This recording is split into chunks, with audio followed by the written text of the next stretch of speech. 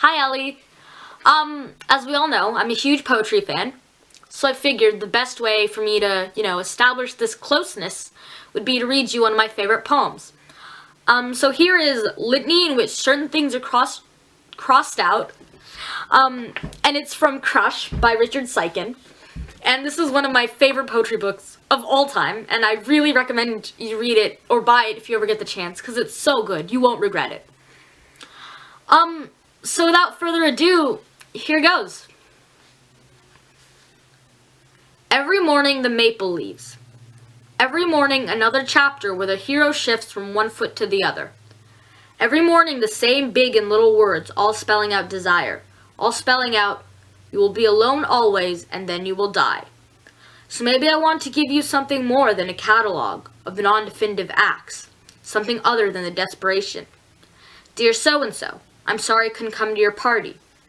Dear so-and-so, I'm sorry I came to your party and seduced you and left you bruised and ruined, you poor sad thing. You want a better story? Who wouldn't? A forest then, beautiful trees, and a lady singing. Love on the water, love underwater, love, love, and so on. What a sweet lady. Sing, lady, sing.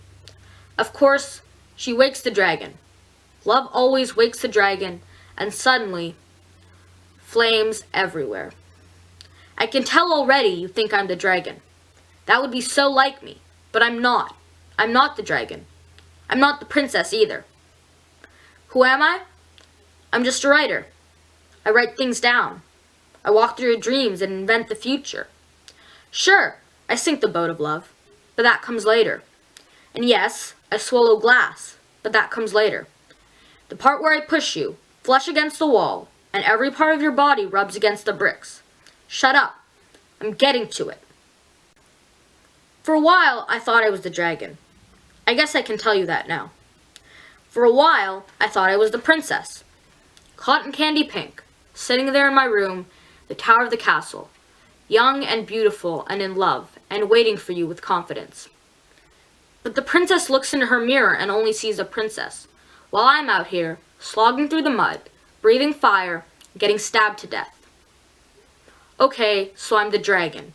Big deal. You still get to be the hero. You get magic gloves, a fish that talks. You get eyes like flashlights. What more do you want? I make you pancakes. I take you hunting. I talk to you as if you're really there. Are you there, sweetheart? Do you know me? Is this microphone live? Let me do it right for once, for the record.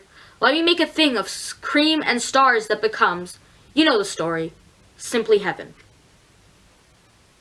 Inside your head, you hear a phone ringing, and when you open your eyes, only a clearing with deer in it. Hello, dear.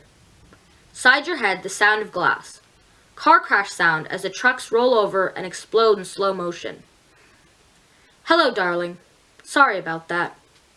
Sorry about the bony elbows. Sorry we lived here. Sorry about the scene at the bottom of the stairwell. How I ruined everything by saying it out loud. Especially that, but I should have known. You see, I take the parts that I remember and stitch them back together to make a creature that will do what I say or love me back. Not really sure why I do it, but in this version you are not feeding yourself to a bad man against a black sky prickled with small lights. I take it back. The wooden halls like caskets. These terms from the lower depths. I take them back. Here is repeated image of the lover destroyed. Crossed out. Clumsy hands in a dark room. Crossed out. There is something underneath the floorboards. Crossed out. And here's the tabernacle reconstructed. Here's the part where everyone was happy all the time and we were all forgiven, even though we didn't deserve it. Inside your head, you hear a phone ringing, and when you open your eyes, you're washing up in a stranger's bathroom, standing by the window in a yellow towel, only 20 minutes away from the dirtiest thing you know.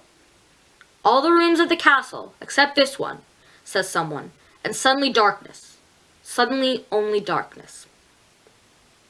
In the living room, in the broken yard, in the back of the car as the lights go by, the airport bathrooms gurgle and flush, bathed in a pharmacy of unnatural light, My hands looking weird.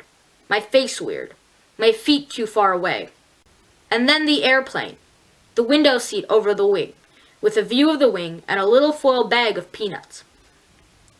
I arrived in the city, and you met me at the station, smiling in a way that made me frightened.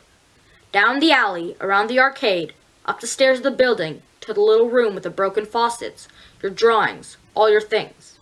I looked out the window and said, "This doesn't look that much different from home." Because it didn't. Then I noticed the black sky and all those lights. We walked through the house to the elevated train.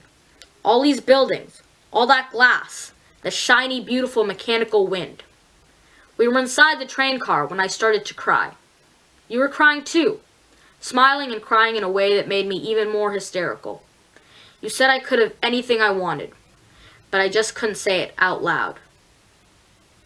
Actually, you said, love, for you, is larger than the usual romantic love. It's like a religion. It's terrifying.